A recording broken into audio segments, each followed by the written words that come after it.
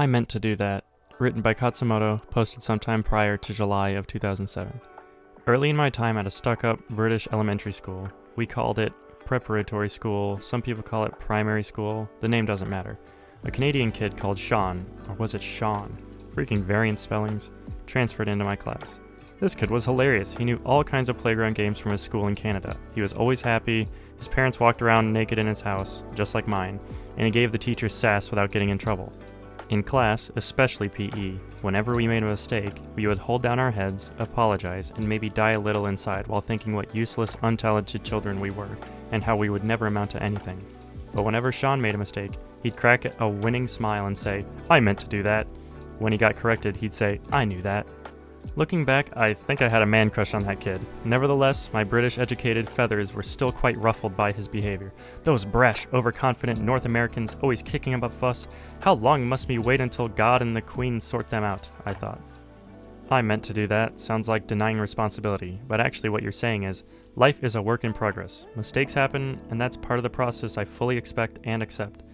A lot of people have emailed me asking me, "Hey Khatzumoto, tell me exactly how you do things because I don't want to mess up, or I want to get it right, or I've never been good at anything." I appreciate these requests because they generally show that I haven't explained something in enough detail on the site. Although sometimes they show that the kid emailing me hasn't read the website properly, but I digress. But these requests also trouble me. I developed a specific method or system for learning Japanese. I discussed that system on this website. However, the entire thing didn't just pop into my head, a blueprint ready for execution.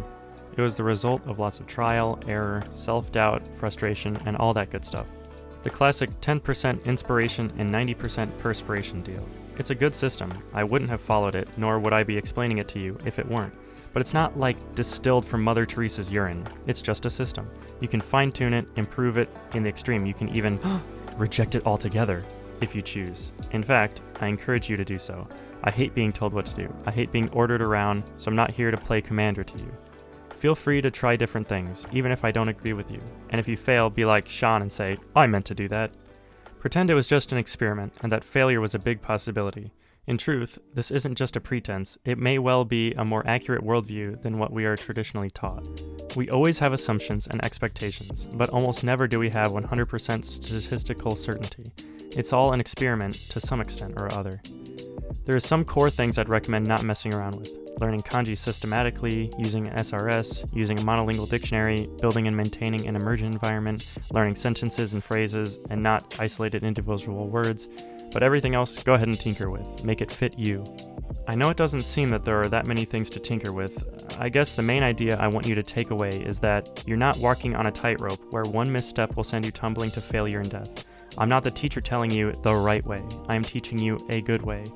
You have as much, and if not more than, I did when I started. Drive and curiosity. Feel free to use them both. They will take you far. My ego is tickled when you follow my advice, but I also want to see you and other people develop new and better ways of doing things, because ultimately, it will be for the good of us all. Anyway, I think I'm rambling. Let me summarize it. Believe in yourself, even to the point of arrogance. Just remember to judge your performance by evidence, results, not by arrogance. That's all.